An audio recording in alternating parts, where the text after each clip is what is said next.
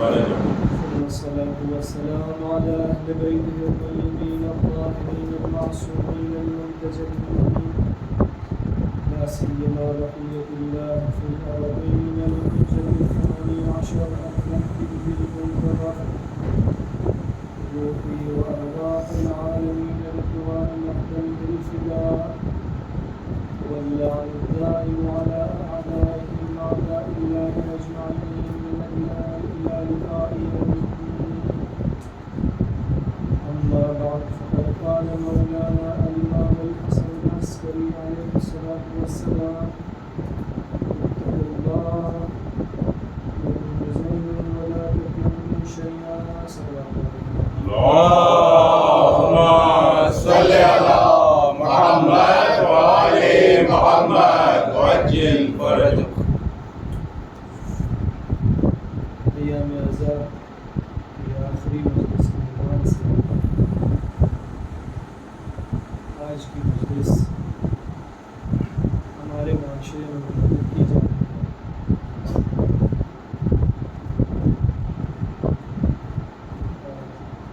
وداعی مجلس اسے کہا جاتا ہے.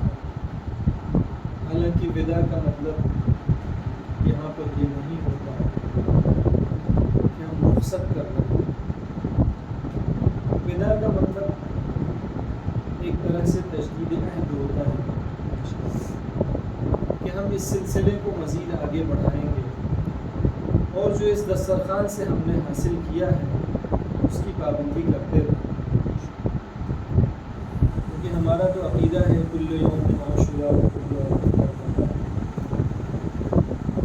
تو ایسا نہیں ہے کہ 8 ربیع الاول اگر چلی جائے گی تو ہم 9 یا 10 یا اس کے بعد دوسرے انسان.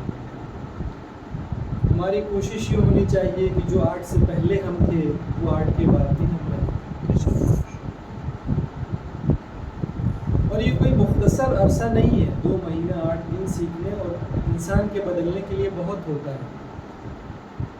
کہتے ہیں علامہ امینی جب محرم ختم ہوتا تھا، ایام اضحیٰ ختم ہوتے تھے، ایران کی تہذیب تو یہ ہے کہ وہاں پر 29 یا 30 سفر تک ایام اضحیٰ منائے جاتے ہیں. آخری دن امام رضا کی شہادت 29 یا 30 سفر ہوتی ہے، اس کے بعد ایام اضحیٰ ختم ہو جاتے ہیں. تو ممبر پہ جا کر خطاب کرتے تھے اور کہتے تھے، ایک مثال پیش کرتے تھے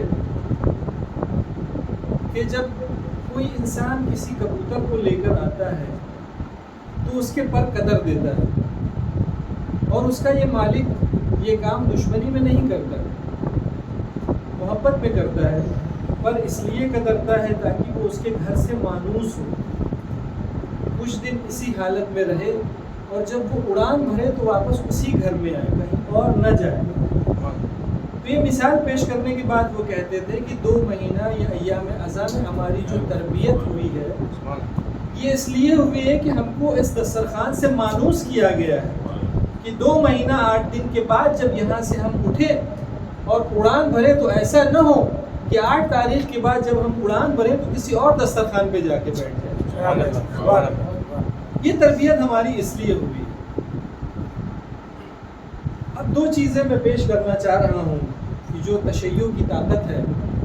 تشیع کی طاقت 2 چیز بتائی جا رہی ہے، لیکن مقدمتاً دیکھیں کہ پیغمبر اکرم کا جو زمانہ تھا اور جس طریقے سے آپ نے اہل بیت کو پہچنوایا ہے اور معاشرے کے افراد کے ذہنوں میں بٹھایا ہے، اس میں پیغمبر اکرم کو کافی کامیابی ملی ہے. مثلا ایک حدیث دیکھیں کہ پیغمبر اکرم جب سورہ نور کی یہ آیت پیش کر رہے تھے کہ فی بیوت اذن اللہ ان ترفع ویذکر فیہا اسمہ، کہ نور خدا ان گھروں میں آتا ہے کہ جہاں پر خدا نے اجازت دی ہے کہ ان گھروں کا تذکرہ بلند ہو اور وہاں پر خدا کا تذکرہ ہو، خدا کا نام لیا جائے. تو کسی نے پوچھا یہ کون سے گھر ہیں، کس کے گھر مراد ہے؟ تو آپ نے فرمایا بیوت النبیین، انبیاء کے گھر مراد ہے. تو سائل نے پھر یہ پوچھا، اور یہ ان افراد میں سے ہے کہ جو بعد میں ثقیفہ کے اہم افراد میں سے تھے. یعنی آپ یہ دیکھیں کہ پیغمبر اکرم نے کام کس طریقے سے کیا ہے کہ وہ فرد کہ جو بعد میں ثقیفہ کے محرکین میں سے تھا، وہ یہ سوال کرتا ہے کہ اس میں کیا فاطمہ اور علی کا گھر شامل ہے؟ دیکھیں کسی کا بھی انسان سوال نہیں کر سکتا کہ جب انبیاء کے گھروں کا تذکرہ ہو رہا ہے، جب اتنے عظیم گھروں کا تذکرہ ہو رہا ہے، تو اس میں یہ نہیں پوچھا جائے گا کہ منتظر کا گھر اس میں شامل ہے یا نہیں۔ اس کا شامل ہوگا کہ جو عظمت میں اس گھر کی برابری کرتا ہو، اور رسول خدا نے اس طریقے سے ذہنوں میں بٹھایا ہو کہ جیسے ہی انبیاء کے گھروں کا تذکرہ آئے فوراً علی اور فاطمہ کے گھر کا تذکرہ بھی ذہن میں آئے، اس طریقے سے ذہن میں بٹھایا۔ لیکن جیسے ہی رسول خدا کی آنکھیں بند ہوئی، فرق پلٹ گیا، لوگوں نے منہ موڑ لیا، اور وہ رسول خدا کی آنکھیں بند ہونے کے بعد جو حالات پیش آئے امام علی کے ساتھ وہ آپ کی نظروں کے سامنے ہیں۔ پھر کچھ ہی عرصے کے بعد، یعنی رسول خدا کی وفات کے 50 سال کے بعد، دردناک واقعہ کربلا کی صورت میں ظاہر ہوا کہ جس کے لیے صرف ایک یہ جملہ کافی ہے کہ السلام علی من ہتکت حرمتہ، زیارت میں ہم پڑھتے ہیں کہ سلام ہو اس پر جس کی حرمت کو پامال کیا گیا۔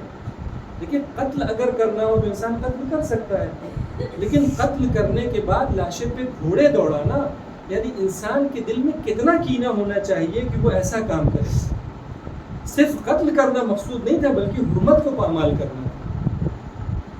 لیکن پھر دیکھیں کہ جب یہ واقعہ رونما ہوا اور جناب زینب کبریٰ اور امام سجاد کی قیادت میں یہ کاروان جب شام پہنچا ہے تو وہاں سے اس کے آثار ظاہر ہونا شروع ہوئے، اور وہ ماحول جو خراب ہوا تھا، جو اہل بیت کے خلاف ماحول بنایا گیا تھا، خون حسین کا اثر یہ ہوا کہ ورق پلٹنے لگا پھر سے۔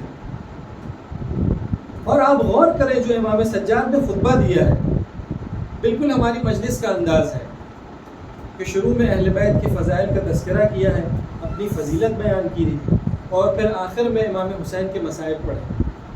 ان فضائل اور مصائب کے بیان کا اثر یہ ہوا کہ وہیں پر وہ یزید کہ جو امام حسین کو قتل کر کے بھی یہ سمجھ رہا تھا کہ کامیاب ہو گیا ہے، اس کا اثر یہ ہوا کہ اتنی ہی دیر میں یزید کو یہ احساس ہو گیا کہ میں نے بہت بڑی غلطی کی، اور یزید بجائے یہ کہ اس قتل کی ذمہ داری لیتا، فوراً اس سے دامن جھاڑنے لگا اور ابن زیاد کے گلے ڈالنے لگا کہ یہ میرا حکم نہیں تھا، اس نے اپنی طرف سے یہ کام کیا ہے۔ یہ عزاداری وہاں سے اپنا اثر دکھانا شروع کر رہی ہے۔ پہلی عزاداری مسجد بنی امیہ شام میں منعقد ہوئی، اور اس کا اثر یہ ہوا، اور اس عزاداری کی طاقت دیکھیں کہ اس نے جب اپنا اثر دکھایا ہے تو یزید کو اپنے موقف سے پیچھے ہٹنا پڑا۔ دیکھیں یزید کس نتیجے تک پہنچا تھا کہ جب وہ سر حسین سے گستاخی کر رہا تھا تو وہ جو شعر پڑھتا ہے لعبت ہاشم بالملک فلا خبر جاء ولا وحی نزل، کہ بنی ہاشم نے ڈھونگ رچا تھا، نہ کوئی وحی آئی تھی نہ کوئی کتاب آئی تھی۔ دیکھیں یزید اسلامی معاشرے کا حاکم ہے، تو ظاہر سی بات ہے اسلام کے خلاف کوئی بات نہیں کر سکتا، قرآن کے خلاف انسان نہیں بول سکتا، نبی کے خلاف نہیں بول سکتا، لیکن وہ اسلامی معاشرے کا حاکم ہونے کے بعد یہ کہہ رہا ہے کہ وحی اور قرآن یہ ساری چیزیں ڈھونگ تھی، یعنی اس کا مطلب یہ ہے کہ وہ اس نتیجے تک پہنچ چکا ہے کہ اسلام کا کام تمام ہو گیا، تبھی تو یہ بات بول رہا ہے، ورنہ اسلام کے نام پہ حکومت کرنے والا انسان اسلام کے خلاف کیسے بول سکتا ہے؟ یعنی وہ اس نتیجے تک پہنچا ہے کہ اسلام کا کام تمام ہو گیا۔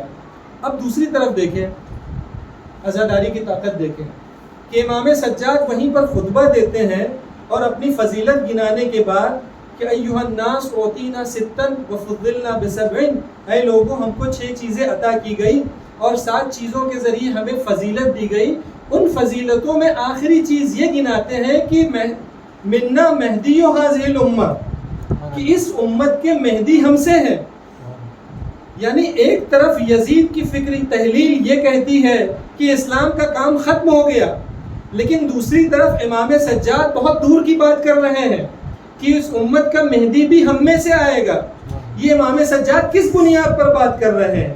امام سجاد خون حسین اور عزاداری کی بنیاد پر یہ بات کر رہے ہیں کہ اگر یہ عزاداری ہمارے اندر باقی رہتی ہے تو اس کے اندر اتنی توانائی ہے کہ اس یزید کی تحلیل کے مطابق اسلام کا کام تمام ہو گیا، لیکن اس کے باوجود اس عزاداری میں اتنی قوت ہے کہ ظہور مہدی کے لیے زمینہ بنا سکتی ہے۔ نعرہ حیدری،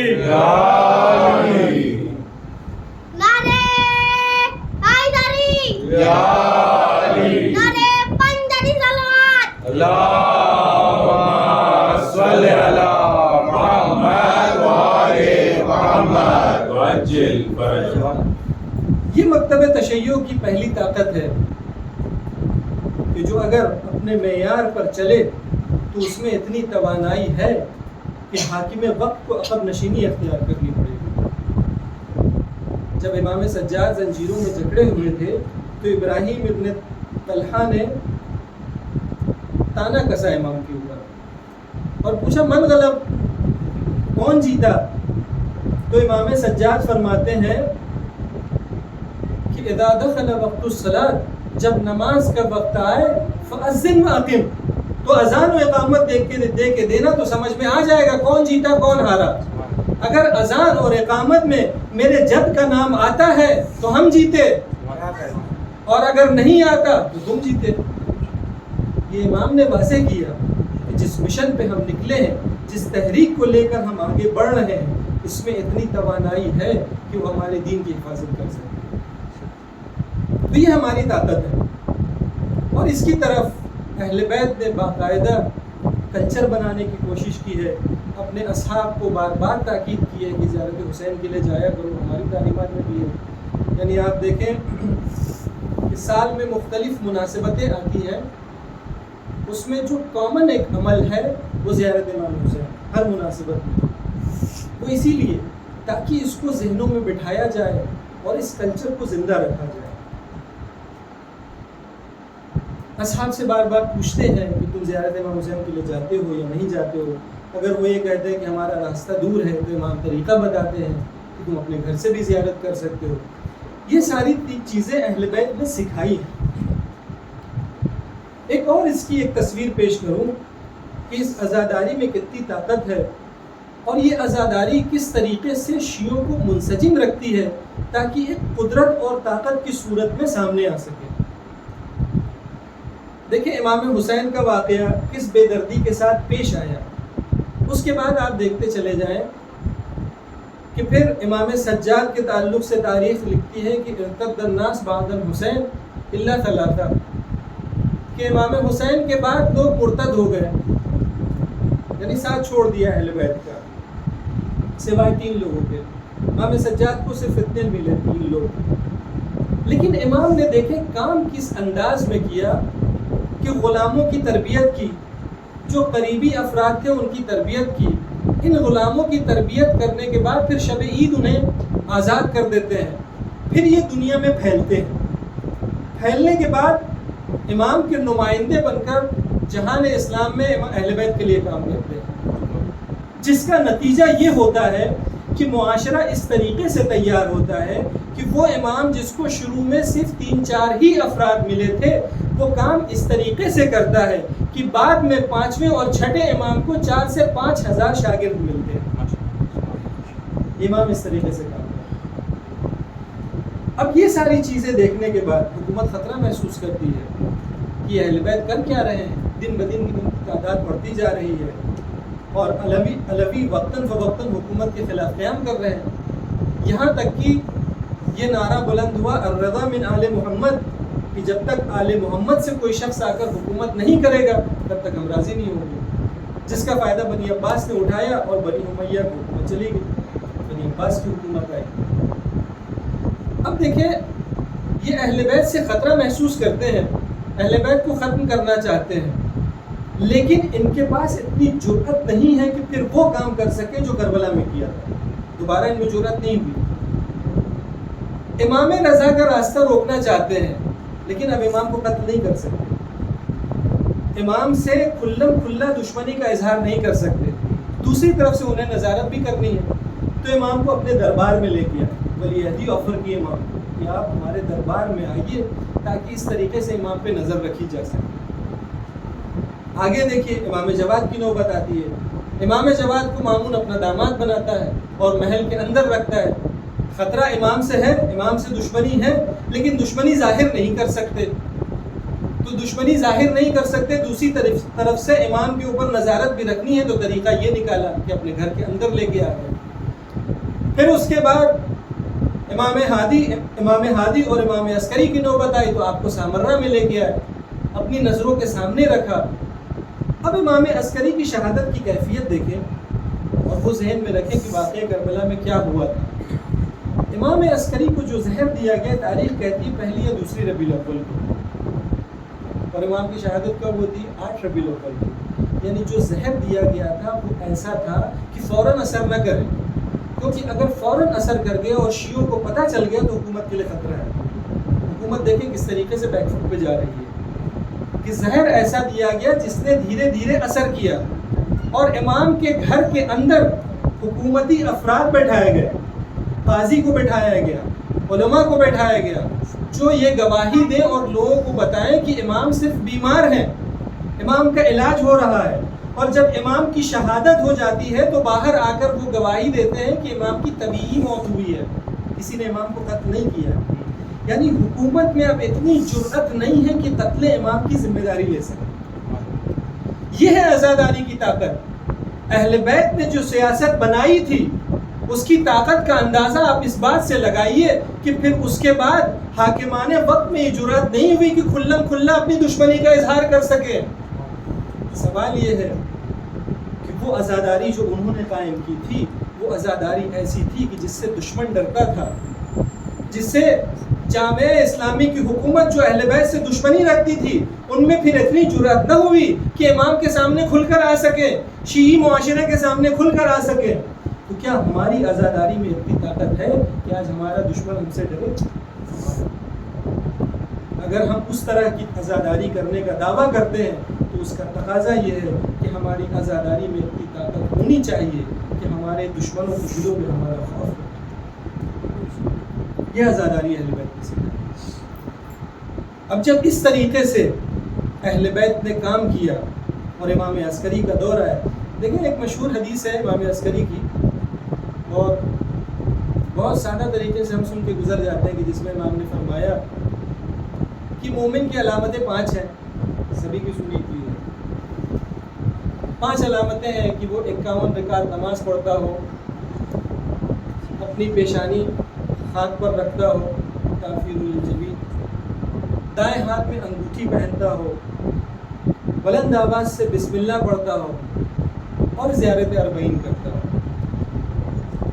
ہم ایسی سادگی سے سن کے گزر جاتے ہیں, لیکن اس موقع پر وہ بھی امام حسن عسکری, یعنی ایسا شخص جو سلسلہ امامت کی آخری کڑی ہے, یعنی جو ائمہ ظاہر ہے, وہ آخر میں آ کے اس طرح کی اگر حدیث بیان کر رہا ہے تو اس کا بہت گہرا معنی ہوتا ہے. تھوڑی سی وضاحت کرتا ہوں. التختم بالیمین جو کہا گیا ہے کہ مومن کی علامت یہ ہے کہ وہ دائیں ہاتھ میں انگوٹھی پہنتا ہے. امام نے جو فرمایا کہ دیکھیں یہ جو امام نے فرمایا یہ کیوں فرمایا, اب اس میں کیا خاص بات ہو سکتی ہے؟ انگوٹھی تو پہننا ہے ہاتھ میں, کسی کو ملی بھی پہن لے, دائیں ہاتھ میں پہن لے, بائیں ہاتھ میں پہن لے. یہ امام نے کیوں تاکید کی کہ دائیں ہاتھ میں پہن لے؟ وجہ یہ ہے, اس کا پس منظر یہ ہے کہ جب جنگ صفین کے بعد حکمیت کی بات آئی تھی اور ایک طرف سے ابو موسیٰ اشعری اور دوسری طرف سے عمرو عاص بنا تھا, اور عمرو عاص نے دھوکہ دیتے ہوئے یہ کہا تھا کہ جس طریقے سے دائیں ہاتھ سے اس نے انگوٹھی اتاری تھی نا, جس طریقے سے میں دائیں ہاتھ سے انگوٹھی اتار رہا ہوں اس طریقے سے میں علی کو معزول کرتا ہوں حکومت سے. اور پھر فوراً ہی بائیں ہاتھ میں اس نے پہنا, اور جس طریقے سے میں بائیں ہاتھ میں انگوٹھی پہن رہا ہوں اس طریقے سے میں معاویہ کو منسوب کرتا ہوں. اس کے بعد ہوا یہ کہ اس واقعے کی خوشی میں اور اسے زندہ رکھنے کے لیے بنی امیہ نے یہ کلچر بنایا کہ چونکہ بائیں ہاتھ میں عمرو عاص کے بائیں ہاتھ میں انگوٹھی پہننے کی وجہ سے معاویہ کو حکومت ملی ہے, اس لیے انہوں نے یہ کلچر بنایا کہ آج کے بعد جو بھی انگوٹھی پہنے گا بائیں ہاتھ میں پہنے گا. یہ وہاں سے کلچر بن گیا تو لوگوں نے بائیں ہاتھ میں پہننا شروع کر دیا.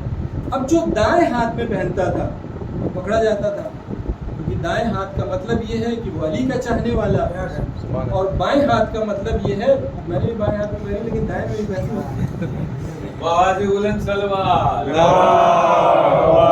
صلی علی محمد و آل محمد حیدری یا علی دم دم علی علی دم دم علی علی ہر دم علی علی نعرے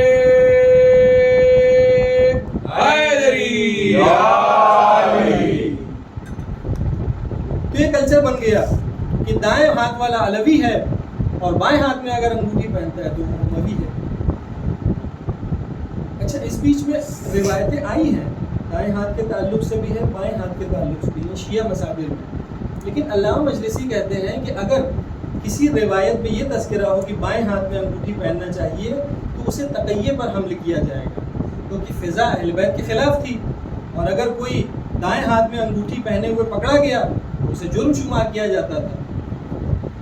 تو اب دیکھیں آخر میں آنے کے بعد امام عسکری جب یہ کہہ رہے ہیں کہ بائیں ہاتھ میں انگوٹھی پہننا مومن کی علامت ہے, یہ اس بات کی دلیل ہے کہ امام یہ پیغام پہنچانا چاہ رہے ہیں کہ تشیع اب اس مرحلے تک آ گئی ہے کہ اب دشمن میں جرأت نہیں ہے کہ تمہارے خلاف قدم اٹھا سکے, لہٰذا تم اس علامت کو اب ظاہر کرو کہ انگوٹھی بائیں ہاتھ سے نکال کر دائیں ہاتھ میں پہنو. یہ امام تشیع کی قدرت ظاہر کر رہے ہیں.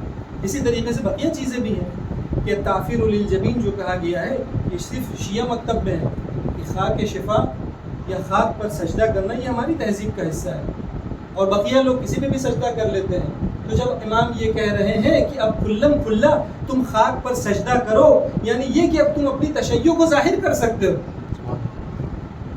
اسی طریقے سے بقیہ چیزیں البتہ اس میں جو 51 رکعت نماز والی بات ہے وہ یہ کہ اپنے چاہنے والوں کو سمجھانا چاہ رہے ہیں, کیونکہ اہل بیت کے چاہنے والوں پر یہ الزام تھا کہ یہ لوگ صرف واجب نمازیں پڑھتے ہیں اور جو سنت نبوی ہے یعنی بقیہ نوافل کی 34 رکعت نمازیں یہ نہیں پڑھتے. تو امام فرماتے ہیں کہ وہ بقیہ نمازیں بھی پڑھو تاکہ وہ الزام جو تمہارے اوپر ہے وہ دھل سکے. تو یہ امام جو اس وقت حدیث فرما رہے ہیں در حقیقت وہ اپنی تشیع کی قدرت کا مظاہرہ کرنا چاہ رہے ہیں کہ تم اسے ظاہر کر سکتے. اور پھر ایک اور چیز زیارت الاربعین ہے کہ زیارت تو امام کی ہوتی ہے, سال کے مختلف ایام میں لوگ جاتے تھے, لیکن امام عسکری علیہ السلام بالخصوص ایک خاص دن معین کرنا چاہ رہے ہیں تاکہ اس خاص تاریخ میں دیکھیں عاشور پہ جاتے ہیں, بالخصوص وہ زمانہ امام باقر و امام صادق کا جو زمانہ ہے نسبتاً آسانی کا زمانہ تھا, تو اس زمانے میں لوگ جاتے تھے امام حسین کی زیارت کرنے کے لیے. لیکن امام چاہ رہے ہیں کہ اہل تشیع ایک خاص دن میں جمع ہو تاکہ اپنی قدرت کا مظاہرہ کریں. امام نے اس وقت اس کلچر کی بنیاد ڈالی کہ جس کا نتیجہ آج ہم دیکھ رہے ہیں کہ امام نے لوگوں کو ایک خاص دن میں حسین کے نام پر جمع کیا ہے کہ اس دن جمع ہو اور اس طریقے کی عزاداری کرو کہ اس کا ڈر دشمن کے دل میں بیٹھے. یہ امام نے ایک کلچر بنایا. اب جب یہ طریقہ دشمن نے دیکھا انہیں خطرہ محسوس ہوا کہ اگر انہیں کنٹرول کرنا ہے تو سب سے پہلا یہ کہ امام کا اپنے چاہنے والوں سے رشتہ منقطع کرنا پڑے, یہ ایک کام کرنا پڑے گا. اس لیے انہوں نے سختیاں بڑھائی. اور ایک دوسری چیز بھی تھی ان کے اہداف میں, بالخصوص آخر کے 3 امام جو ہیں ان کے تعلق سے, اور خاص طور سے امام حسن عسکری, کیونکہ وہ فالو کرتے چلے آ رہے تھے کہ جو پیغمبر اکرم کی حدیثوں میں آیا ہے کہ مہدی ہماری نسل سے ہوگا اور ہمارے خاندان سے ہوگا, تو وہ اسے پیچھا کرتے ہوئے آ رہے تھے. اور انہیں یہ شبہ تھا کہ وہ بیٹا امام حسن عسکری کے گھر سے آئے گا. تو 2 چیز پر ان کی نظر تھی کہ امام کا ایک تو رشتہ منقطع کیا جائے چاہنے والوں سے, اور دوسرے یہ کہ امام زمانہ کی جو آمد ہے اس کے سلسلے کو ختم کیا جائے. سختیاں انہوں نے بڑھائی. امام حسن عسکری پر بہت سختی ہے.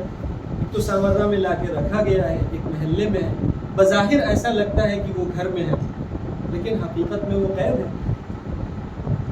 امام کو بار بار حالانکہ نظر بند ہے, نظر رکھا جا رہا ہے, لیکن بار بار امام کو گرفتار بھی کیا جا رہا ہے, قید میں ڈالا جا رہا ہے. اور اتنی سخت نگرانی ہے کہ دیکھیں امام کے ایک بھائی ہے جعفر کذاب, ان کا کیریکٹر آپ کی نظروں میں واضح ہے کہ وہ حکومت کی حمایت کرتے تھے اور امام کے گھر کی جاسوسی کرتے تھے.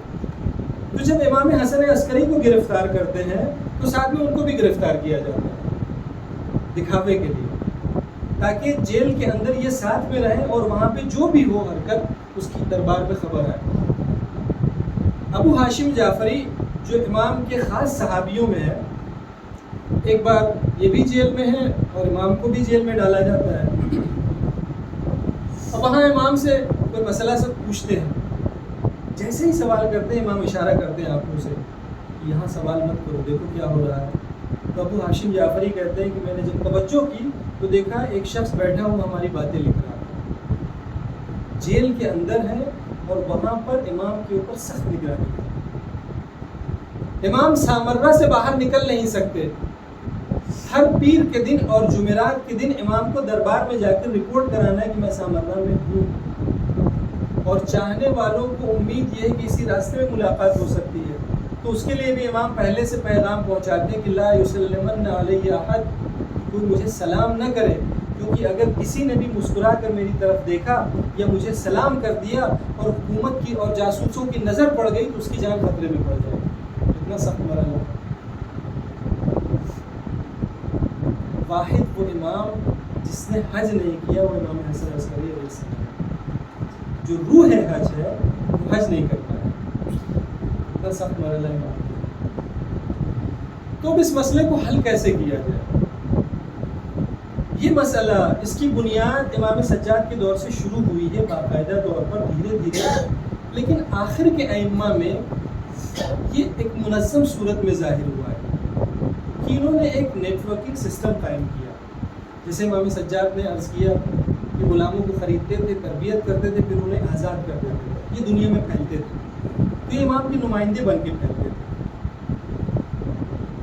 اور اس کا ائمہ نے باقاعدہ اسی دور سے انتظام شروع کر دیا۔ مثلا دیکھیں امام صادق علیہ الصلوۃ والسلام، اللہم صلی علی محمد وعلی محمد وجل فرج۔ جب امام وقت زندہ ہے تو کسی مرجع کی ضرورت نہیں ہے، کسی عالم کی ضرورت نہیں، جب امام خود ہے تو وہ باتیں بتا سکتا ہے، دینی مسئلہ بتا سکتا ہے۔ لیکن امام تعمداً اپنے بعض اصحاب میں جملہ جیسے ابان ابن تغلب ان سے فرماتے ہیں کہ تم لوگوں کے درمیان میں بیٹھو اور فتویٰ دو، افتی الناس، تم لوگوں کے درمیان میں فتویٰ دو۔ جب امام ہے تو فتوے کیا ضرورت ہے؟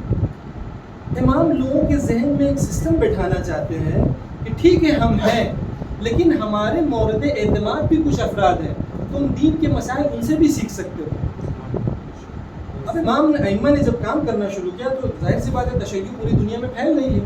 آہستہ آہستہ کرتے کرتے امام حسن عسکری کے دور تک ایران کے مختلف شہر ہیں، قم ہے، طوس ہے، رے ہے، بیہق ہے، اصفہان ہے، آذربائیجان ہے، الجزائر ہے، مصر تک تشیع پھیلی ہوئی ہے۔ تو ظاہر سی بات ہے ان کی ضرورتیں بھی ہیں، ان کے علمی مسائل ہیں، علمی سوالات ہیں، وہ کیسے حل ہو؟ امام ہر جگہ پہنچ نہیں سکتے، اور یہ بھی ہر چھوٹے چھوٹے مسئلے کے لیے تو نہیں مدینے اٹھ کے جائیں گے یا سامرہ جائیں گے۔ اس کے علاوہ یہ کہ مالی مسائل ہیں، ان کو مدد کی ضرورت ہے، یا امام کو پیسہ ان تک پہنچانا ہے تو کیسے پہنچائیں؟ تو ائمہ نے یہ سسٹم قائم کیا۔ مثلا دیکھیں قم سے ایک شخص نے امام رضا کو جب خراسان میں خط لکھا کہ شکتی بھائی کا میرا راستہ جو ہے بہت دور ہے، فاصلہ کافی ہے اور بعض مسائل پیش آتے رہتے ہیں، تو میں اپنے معالم کو کس سے حاصل کروں، اپنا جواب کس سے حاصل کروں؟ تو امام نے فرمایا کہ تمہارے قم میں زکریا ابن آدم ہے، ان سے سوالات پوچھا۔ اب جو قم گئے ہوئے ہیں ان کے لیے بتا دوں کہ وہ جو بڑا صحن ہے جہاں پہ جویلری وغیرہ کی دکانیں ہیں، وہاں ایک قبرستان ہے، قبرستان شیخان کہتے ہیں، وہاں پہ ائمہ کے 3 اصحاب دفن ہیں، جس میں سے جناب زکریا ابن آدم۔ تو امام نے فرمایا کہ اپنے سوالات ان سے جا کے پوچھو، وہ حل کریں گے۔ ذہن کو بنایا جا رہا ہے۔ یہ سلسلہ آپ آگے دیکھیں امام عسکری کے دور میں کہ اب تشیع کے مسائل کو حل کرنا ہے تو امام کیسے حل کریں۔ امام حسن عسکری کی ایک خاصیت یہ ہے کہ امام نے خطوط زیادہ لکھے، جبکہ براہ راست گفتگو کر سکتے تھے، لیکن خطوط بھیجے تاکہ لوگوں کو یہ احساس ہو کہ ایک یہ طریقہ بھی ہے امام سے رابطے کا، خطوط والا طریقہ۔ اس کے علاوہ یہ کہ چونکہ امام کے اوپر سختی سے نظر رکھ، جیسے دیکھیں جو ہمارے پہلے نائب ہیں، یعنی امام زمانہ کے پہلے نائب ہیں، عثمان بن سعید. عثمان بن سعید بغداد میں کام کرتے ہیں اور ان کا کام روغن فروشی کا ہے، تیل اور گھی خرید و فروخت کرتے ہیں. تو یہ جب وہاں سے سامرا بھیجتے ہیں تو جن چیزوں کے اندر تیل بھیجا جاتا ہے جیسے مشق یا کوئی بھی ایسی چیز، تو ان کے اندر وہ خطوط اور پیسے چھپا کر بھیجتے ہیں امام کی. اس طریقے سے امام کے پاس آتے ہیں. اسی طریقے سے ایک شخص ہے داؤد ابن اسود کہ جو امام کے گھر لکڑی لانے لے جانے کا کام کرتا تھا. امام نے اس کو ایک بار ایک لکڑی دی کہ یہ لکڑی لے کے جاؤ اور عثمان بن سعید کو دے دینا. اسے پتہ نہیں، وہ میڈیٹر ہے. کہنے لگا میں اپنے خچر پہ سوار ایک گلی سے جا رہا تھا کہ سامنے سے ایک خچر آ گیا، جو بھی ہوا بہرحال راستہ ایسا تھا کہ میں گزر نہیں پایا اور وہ دوسرا خچر پھنس گیا. تو اس نے غصے میں اسی چھڑی سے جو امام نے دی تھی دوسرے خچر کو مار دیا. جیسے ہی مارا وہ لکڑی ٹوٹ گئی. لکڑی ٹوٹی تو اس کے اندر سے خطوط نکلے. یہ گھبرا گیا، یہ اس کے اندر خطوط ہے اور میری ذمہ داری تھی کہ میں اسے پہنچاؤں، جلدی سے جمع کرتا اور پھر واپس آتا ہے امام کے پاس. جیسے ہی امام کے پاس پہنچتا ہے اتنے میں امام کا خادم آتا ہے اور کہتا ہے تم کیا کرتے ہو؟ امام کہہ رہے ہیں جتنا تمہیں کام دیا جائے اتنا کام کیا کرو، ہم بہت سخت حالات سے گزر رہے ہیں، جو تم کو ذمہ داری دی جائے اسی کو انجام دو. پھر دیکھیے امام حسن عسکری کس طریقے سے کام کر رہے ہیں اپنے نمائندوں کے ذریعے سے کہ لوگوں سے ملنا جلنا امام کا کم ہے اور باقاعدہ عادت ڈال رہے ہیں کہ مجھ سے رابطہ کم کرو، میرے نمائندوں سے رابطہ بڑھاؤ، میرے نمائندوں سے سوالات کرو، ان تک اپنے اموال پہنچاؤ، اپنا خمس پہنچاؤ، اپنی زکوٰۃ پہنچاؤ، مجھ تک براہ راست نہ پہنچاؤ.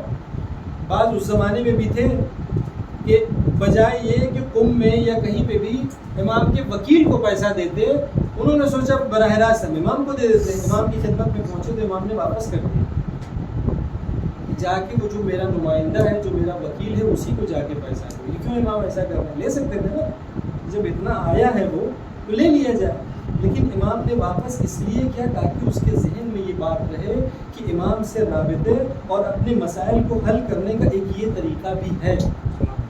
ایک آخری اور نمونہ اس میں عرض کروں کہ یہ بھی عجیب چیز ملتی ہے کہ امام کے گھر میں لوگ پہنچ گئے، چاہنے والے امام کے گھر کے اندر پہنچ گئے، امام سے سوال کر رہے ہیں، گفتگو کر رہے ہیں تو امام پردہ ڈال لیتے ہیں، پردے کے پیچھے سے بات کرتے ہیں. کیوں؟ جب اپنے چاہنے والے ہیں اور قابل اعتماد ہیں تو پردہ کس لیے؟ سامنے آ کر امام بات کریں. حقیقت میں امام ان کے ذہنوں میں بٹھانا چاہ رہے ہیں کہ تم یہ عادت ڈال لو، کیونکہ یہ عادت تم اس بات کی ڈال دو کہ تمہارے سامنے امام رہے گا، کیونکہ اس کے بعد جو دور شروع ہونے والا ہے وہ غیبت کا ہے. اس کے لیے ائمہ وہ سسٹم قائم کر رہے تھے اور وہ نظام بنا رہے تھے کہ تم عادت ڈال لو کہ ہمیشہ امام تمہاری نظروں کے سامنے ہوگا یا تمہاری دسترس میں رہے گا. وہ نظام بنا رہے تھے اور ذہنوں میں بٹھا رہے تھے کہ تم یہ ذہن بنا لو کہ اگر تمہیں امام سے رابطہ قائم کرنا ہے، اپنی بات امام سے پوچھنی ہے، تو ضروری نہیں ہر وقت تمہارے سامنے امام رہے.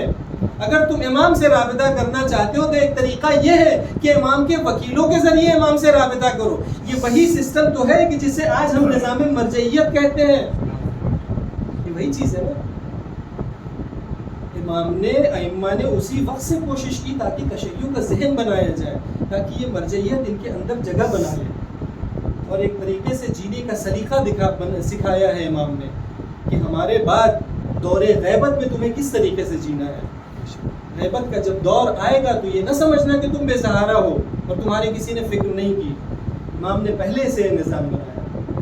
بس فرق یہ ہے کہ ائمہ کے زمانے میں ائمہ افراد کا نام لیتے تھے کہ فلاں آدمی سے جا کے رابطہ کرو. مثلاً قم زکریا ابن آدم ہے، یا امام حسن عسکری کے دور میں احمد ابن اسحاق نمائندہ ہے. ائمہ نے نام لیا، لیکن جب غیبت کا دور شروع ہوا ہے تو ائمہ نے نام نہیں لیا، عنوان بتایا ہے کہ جس کے اندر بھی یہ 4 خصوصیات ہوگی. من کان من الفقہاء، کہ وہ فقیہ ہو، سائنا لنفسہ، اپنے نفس کی حفاظت کرتا ہو، مخالفا لہوا، اپنی خواہشات کی مخالفت کرتا ہو، مطیعا لامر مولا، اپنے مولا کے امر کا مطیع ہو. اس کے اندر اگر یہ خصوصیت پائی جاتی ہو تو فللعوام لوگوں کو چاہیے کہ اس کی تقلید کرے. یہ سسٹم قائم کیا ہے. تو اس چیز کو اہل بیت نے اس طریقے سے حل کیا. اور ہماری تشیع کی یہی دو طاقت ہے.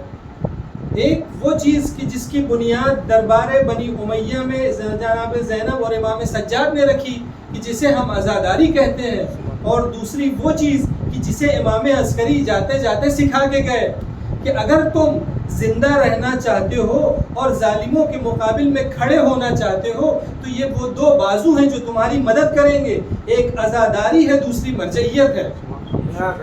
ان دونوں کی حفاظت کرو تو ان کے سہارے تم آگے زندگی گزار سکتے ہو. اب امام زمانہ کی ولادت کا مسئلہ آتا ہے. ان کے تعلق سے بھی دشمن پیچھے پڑے ہوئے ہیں، سخت نگرانی رکھی جا رہی ہے، لیکن اس طرح سے بھی نہایت رازداری برتی جا رہی ہے. امام کے گھر میں دایا کی صورت میں جاسوس بٹھائے جا رہے ہیں، خادمہ کی صورت میں جاسوس ہیں کہ اگر کسی بھی کے بھی شکم سے حمل کے آثار ظاہر ہوں تو فوراً دربار کو خبر دی جائے.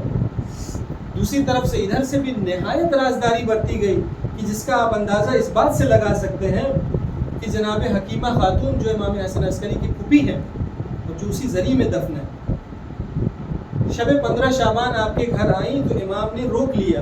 افطار کرنے آئیں تو امام نے روکا اور کہا کہ آج رات آپ یہیں ٹھہر جائیے، ہمارے گھر میں حجت خدا کی آمد ہے.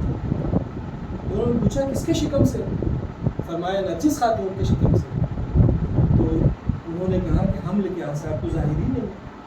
آپ اس سے اندازہ لگا لیں کہ جناب حکیمہ خاتون جو اتنی باعظمت خاتون ہے کہ جن پر امام حسن عسکری اعتماد کر رہے ہیں، ان تک کو خبر نہیں ہے کہ امام زمانہ کی آمد ہے. دشمن نے لاکھ کوشش کر لی مگر وہ ناکام رہا. انہوں نے تاریخ سے سبق نہیں لیا. یہ جو آ رہا ہے جس کا راستہ روک رہے ہیں یہ وارث موسیٰ ہے.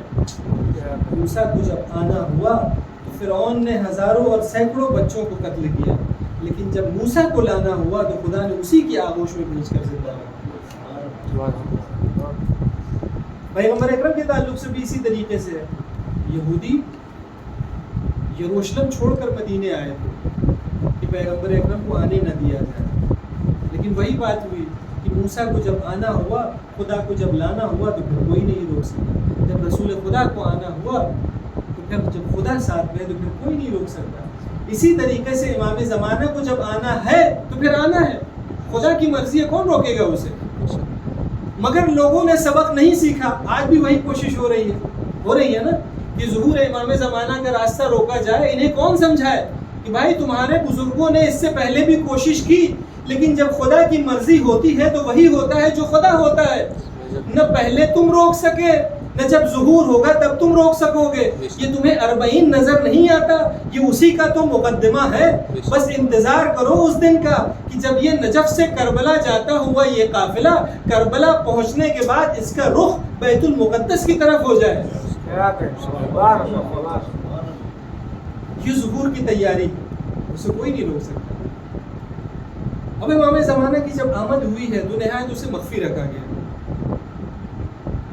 روایتوں میں کہا گیا ہے کہ البتہ کچھ لوگوں کو امام نے زیارت کرائی ہے. امام زمانہ کی امام عسکری نے اپنے بیٹے کا دیدار کچھ لوگوں سے کرایا. 40 کے قریب نام بتایا جاتا ہے. ان میں سے ایک شخصیت احمد ابن اسحاق جو امام عسکری کے نمائندے اور وکیل قم میں تھے، وہ گئے امام کی خدمت میں اور سوچ کے گئے کہ میں امام سے پوچھوں کہ آپ کے بعد امام کون ہو. تو کہتے ہیں ابھی میں سوچ کے ہی گیا تھا کہ امام عسکری نے جو ہے وہ اس انداز میں گفتگو شروع کی کہ دیکھو خدا نے جب سے کائنات خلق کی ہے، خدا کی زمین حجت خدا سے خالی نہیں ہوتی. اسی حجت کے ذریعے سے لوگوں سے بلائیں دفع ہوتی ہے اور اسی حجت کی وجہ سے آسمان سے بارشیں نازل ہوتی ہیں. تو انہوں نے پھر پوچھا کہ آپ کے بعد پھر امام کون ہوگا. تو امام عسکری فوراً اندر گئے اور کاندھے کے اوپر ایک بچے کو لے کر آئے جو 3 سال کا بچہ تھا. چاند کی طرح اس کا چہرہ چمک رہا تھا کہ یہ تمہارا امام ہے. اور امام نے فرمایا کہ اگر تم قابل اعتماد نہ ہوتے، خدا اور اہل بیت کے تعلق سے تمہارا عقیدہ پختہ نہ ہوتا تو اپنے اس بچے کی زیارت میں نہیں کرتا. اب یہاں دیکھیں جو ایک سسٹم قائم ہوا ہے غیبت والا کہ امام کو غیبت میں جانا ہے. غیبت کا مطلب یہ ہے کہ امام نظروں کے سامنے نہیں رہیں گے، براہ راست رابطہ نہیں کیا جا سکتا. لیکن سوال یہ ہے کہ کیا مطلق صورت میں امام سے رابطہ نہیں ہو سکتا؟ جو سسٹم بنایا ہے وہ تو اسی طریقے کا ہے کہ آپ امام سے نہیں مل سکتے، لیکن پھر بھی امام نے ملایا، 40 لوگوں کا نام ہے، اور پھر آج بھی ہم مختلف واقعات سنتے رہتے ہیں کہ بزرگ شخصیتیں، بزرگ علماء اور جو پاک و پاکیزہ افراد ہیں وہ امام کی خدمت میں پہنچتے رہتے ہیں۔ تو ان دونوں کو کیسے جمع کیا جائے، کیسے حل کیا جائے؟ غیبت کے تعلق سے بہترین تشبیہ جو خود امام زمانہ نے بیان کی ہے اپنے تعلق سے کہ میری غیبت ایسی ہوگی جیسے سورج بادلوں کے پیچھے چھپا ہوتا ہے۔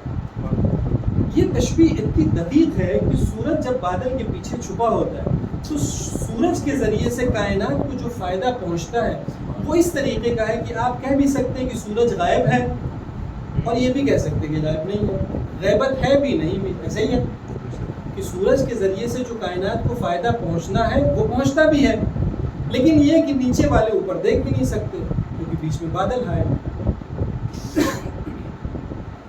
دیکھیں برسات کے موسم میں جب بادل زیادہ ہوتا ہے اور گھر سے آپ نکل رہے ہوں، اور ظاہر سی بات ہے جب بادل ہے تو سورج نہیں ہے، آپ کے گھر کا کوئی بھی فرد آپ سے یہ نہیں کہتا کہ آپ باہر جا رہے ہیں تو لالٹین لے کر جائیے، ٹارچ لے کر جائیے، کیوں؟ کوئی گھر کا شخص نہیں کہتا نا، اگر کہہ دے گا تو آپ فوراً اسے موڑ کر کہیں گے کہ بھائی دن کا وقت ہے۔ اگر وہ پلٹ کے یہ کہہ دے کہ سورج نہیں نکلا تو آپ کا کیا جواب ہوگا؟ ٹھیک ہے سورج نہیں نکلا، لیکن اس کا مطلب یہ تھوڑی نہیں کہ سورج نہیں ہے، سورج ہے لیکن اس کی روشنی زمین تک براہ راست نہیں آ رہی، بیچ میں بادل حائل ہے۔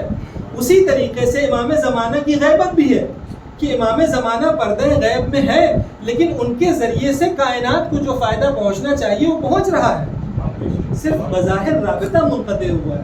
وہ بھی اس کا بھی حل انہوں نے بتایا ہے کہ اگر ہم تک پہنچنا ہے تو وہ جو چینل ہم نے بنایا ہے، وہ جو جال ہم نے بچھایا ہے، اس کے ذریعے سے ہم تک پہنچ سکتے ہیں۔ ایک اور زاویے سے اس کو دیکھیں، جنہوں نے جہاز کا سفر کیا ہے برسات کے موسم میں، کہ جب جہاز رن وے سے تیزی سے دوڑتا ہوا ٹیک آف کرتا ہے تو نیچے ظاہر سی بات ہے بادل جب ہے تو سورج نہیں نظر آ رہا، لیکن جیسے ہی جہاز اڑتا ہے 8-10 منٹ کے بعد آپ کو اچانک روشنی محسوس ہوتی ہے سورج کی۔ یہ کیسے آ گیا؟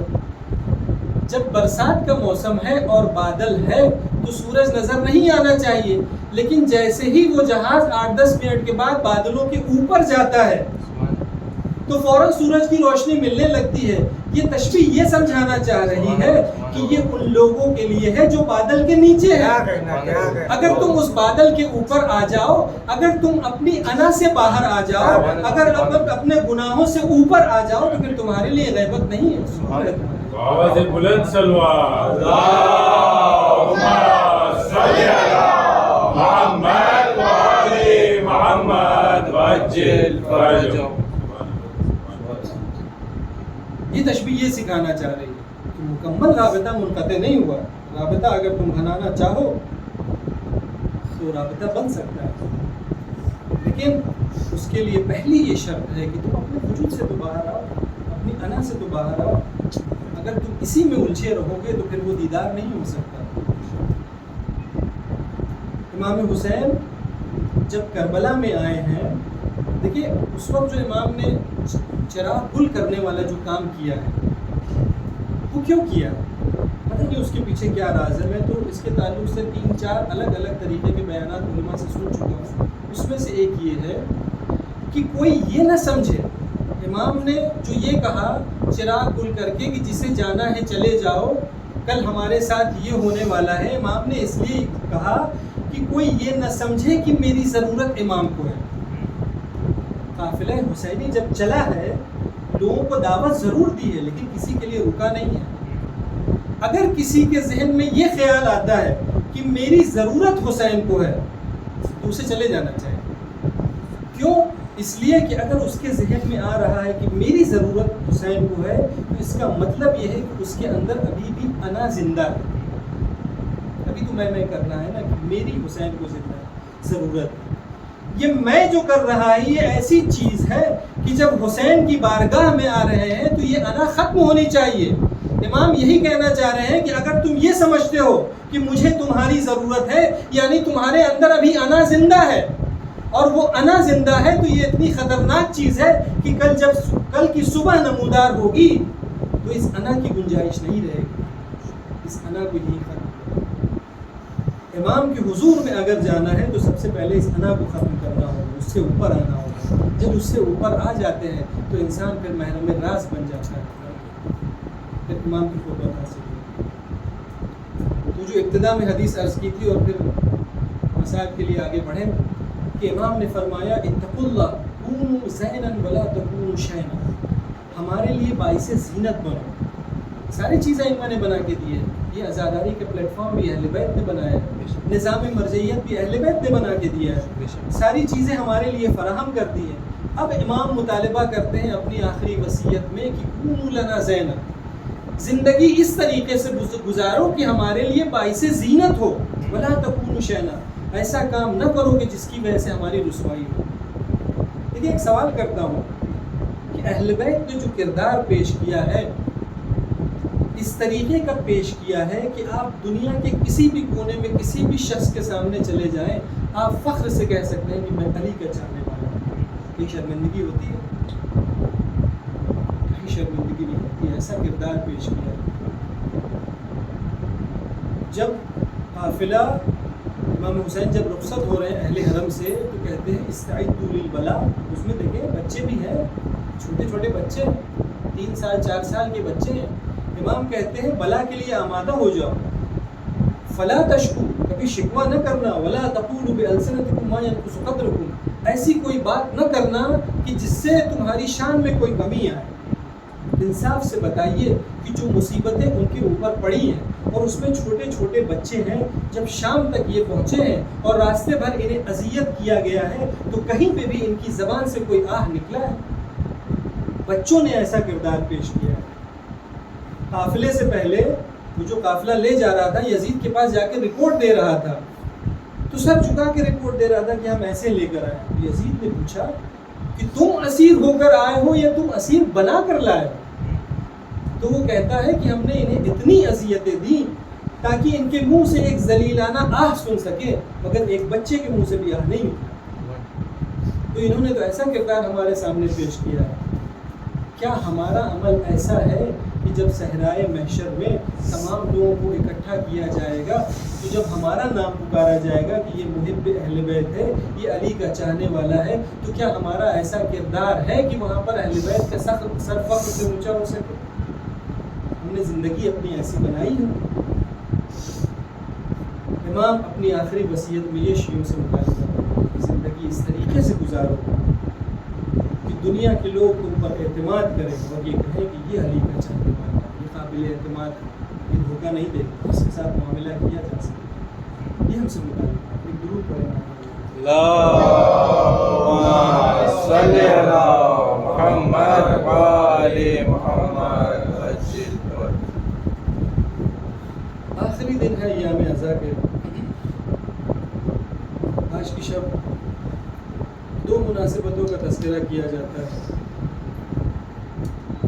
ایک یہ کہ اہل حرم کی مدینے واپسی ہوئی ہے، دوسرے 11ویں امام کی شہادت پڑھی جاتی ہے۔ اہل حرم کی ان مصیبتوں کے بعد جو کربلا میں واقعات رونما ہوئے اور راستے میں جو اذیتیں تحمل کی، اس کے بعد کس انداز میں پہنچے ہیں نہیں معلوم۔ ایک شخص کہتے ہیں، ایران کے ایک پروگرام کے اینکر ہیں، وہ کہنے لگے کہ ہم ایام حج میں مکے مدینے گئے تھے تو ہمارے ساتھ ایک جوان جوڑا تھا، ان کی 3-4 سال کی چھوٹی بچی تھی۔ وہ بچی گم ہو گئی تو پورے قافلے والے ڈسٹرب ڈھونڈ رہے ہیں بچی کہاں ہے، انتظامیہ والے بھی ساتھ میں شامل ہیں۔ دوسرے دن وہ بچی جا کر ملی، قافلے والے سب بہت خوش ہوئے کہ ہمارا ایک شخص بچھڑ گیا تھا، مل گیا۔ ماں باپ اپنی بچی کو کمرے میں لے کر جاتے ہیں، تھوڑی دیر کے بعد بچی کا باپ روتے ہوئے کمرے سے باہر آتا ہے۔ نہیں معلوم آپ اس حقیقت کو آپ تسلیم کریں گے یا نہیں، لیکن دیکھیں وہ روتا ہوا باہر آتا ہے تو اس سے لوگ کہتے ہیں تمہاری بچی تو مل گئی، اب کیوں رو رہے ہو؟ تو کہتا ہے جب میں کمرے میں گیا تو میں نے محسوس کیا کہ 24 گھنٹہ جس میں ہماری بچی ہم سے دور تھی، میری بیوی پر اتنا سخت گزرا تھا کہ میری نظر جب اس کے بالوں پر پڑی تو کچھ بال سفید ہو گئے۔ عزادارو تصور کرو کہ یہ عورتیں جو کربلا سے پہنچی ہیں مدینے، ان کی کیا حالت رہی ہوگی۔ بس آپ اس بات سے اندازہ لگائیے کہ وہ عورتیں جو کربلا میں حاضر تھیں، جب وہ مدینے پہنچی ہیں تو وہ مدینے پہنچنے کے بعد 1-1.5 سال سے زیادہ زندہ نہیں رہ سکی۔ 1-1.5 سال بعد ہی اس دنیا سے گزر جاتی ہیں۔ جب مدینے میں داخل ہوتے ہیں تو امام سجاد بشیر کو بلاتے ہیں اور کہتے ہیں بشیر جاؤ مدینے میں اعلان کر دو اور یہ خبر پہنچا دو کہ ہمارا قافلہ آ رہا ہے۔ بشیر مدینے کے اندر جاتے ہیں اور اعلان کرتے ہیں یا اہل یثرب لا مقام لکم قتل الحسین فاطمعی مدرارو، اے اہل یثرب رہنے کے لائق نہیں رہا، حسین قتل کر دیے گئے، تم خون کے آنسو بہاؤ، تم آنسو حسین پر بہاؤ، حسین کو قتل کر دیا گیا، حسین کو کربلا میں شہید کر دیا گیا۔ یہ خبر جناب ام البنین تک پہنچی۔ جناب ام البنین آتی ہیں اور کہتی ہیں اے بشیر تم کیسے یہ بات کہہ رہے ہو کہ میرا حسین قتل کر دیا گیا؟ اگر حسین قتل کر دیے گئے تو میرا عباس کہاں تھا؟ جناب زینب آگے بڑھتی ہیں اور کہتی ہیں اے اما ام البنین، صحیح کہتی ہیں آپ، جب تک ہمارا بھائی عباس زندہ تھا سب کو ڈھارس تھی، سب کو امید تھی کہ جب عباس ہے تو ہمیں کوئی نقصان نہیں پہنچا سکتا، لیکن جب آپ کا بیٹا عباس نہر القمہ کے کنارے شہید ہوا تو ہم سب کی یہ حالت ہو گئی کہ اے اما آپ اسی سے اندازہ لگا سکتی ہیں کہ جب میرے بھائی عباس کے سرانے پہنچے ہیں تو وہاں پر اپنی شکست کا اعلان کیا اور کہا الان انکسر صدری، عباس کے جانے کے بعد میری کمر ٹوٹ گئی ہے۔ ایک دوسری مناسبت، جزاکم اللہ خیر الجزا، دوسری مناسبت یہ ہے کہ آج اپنے امام وقت کو پرسہ دینا ہے، امام زمانہ کو پرسہ دینا ہے۔ امام عسکری کا وقت آخر آیا تو اپنے غلام سے کہا جاؤ میرے بیٹے کو بلا لاؤ۔ خادم گھر کے اندر گیا، امام زمانہ کو لے کر آیا، امام زمانہ کا دیدار کرتے ہیں، بڑی حسرت سے اپنے بچے کو دیکھتے ہیں، شاید نظروں کے سامنے آدم سے لے کر آخر تک سب کی تصویریں آ گئی ہوں گی۔ یہ وہ بچہ ہے جو سب کا وارث ہے، یہ وہ بچہ ہے جو تمام مظلوموں کا انتقام لے گا۔ امام زمانہ سے کہتے ہیں یا سیدہ، اے میرے بیٹے، یا سیدہ اہل بیتی اسقنی الماء فانی ذاہب الی ربی، اے میرے خاندان کے چشم و چراغ میرے لیے پانی لے کر آؤ، میں اپنے خدا سے ملنے جا رہا ہوں۔ امام زمانہ جاتے ہیں اور جانے کے بعد پانی لے کر بابا کی خدمت میں پیش کرتے ہیں۔ امام عسکری پانی نوش فرماتے ہیں۔ میں کہوں گا یا امام زمانہ بڑی تسلی ہوئی ہوگی بابا کو پانی دے کر کہ وقت آخر میں نے اپنے بابا کو پانی پلایا ہے۔ ذرا کربلا میں آئیے، جب حسین رخصت ہو رہے ہیں تو حسین کی بچی حسین کے پاس آ کر کہتی ہے بابا مجھے اپنی آغوش میں لے لیجئے۔ عزیزان محترم اس بات کو ذہن میں رکھیں، یہ کم سنی، یہ عمر وہ ہوتی ہے جب انسان چیزوں کا باریکی سے جائزہ لیتا ہے۔ وہ بچی جب آغوش پدر میں گئی ہے تو اس نے باریکی سے حسین کے ہونٹ پر نظر ڈالی ہے کہ میرے بابا کے ہونٹ سوکھے ہوئے ہیں۔ تاریخ کہتی ہے کہ روز عاشور حسین کے دونوں ہونٹ اس طریقے سے ہو گئے تھے جیسے دو سوکھی ہوئی لکڑیاں آپس میں ٹکرا رہی ہوں۔ حسین کی بچی سے اس منظر کو اس باریکی سے ذہن میں محفوظ کیا کہ جب حسین کا زلجنا واپس آیا ہے تو بچی دوڑتی ہوئی زلجنا کے پاس گئی اور پہلا سوال کرتی ہے یا جواد ابی، اے میرے بابا کے گھوڑے، مجھے یہ تو پتا ہے میرا بابا مارا گیا، لیکن اتنا بتا دے میرے بابا کو پانی ملا، میرے بابا کو پانی ملا یا نہیں ملا۔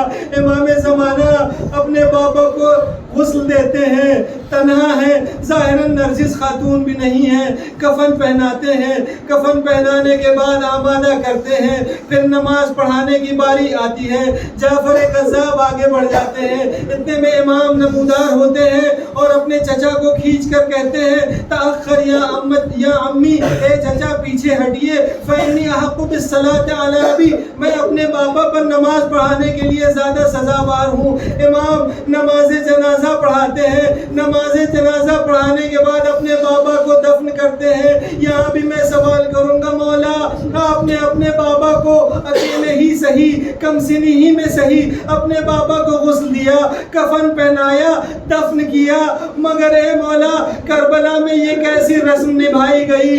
11 کو جب امام سجاد کربلا سے نکل رہے ہیں تو حسرت بھری نظروں سے بابا کے جنازے کی طرف دیکھتے ہیں کہ میرے ہاتھ پسے پش بنے ہوئے، اے بابا اگر میرے ہاتھ بنے نہ ہوتے تو میں آپ کو غسل بھی دیتا اور آپ کو سپرد لحد بھی۔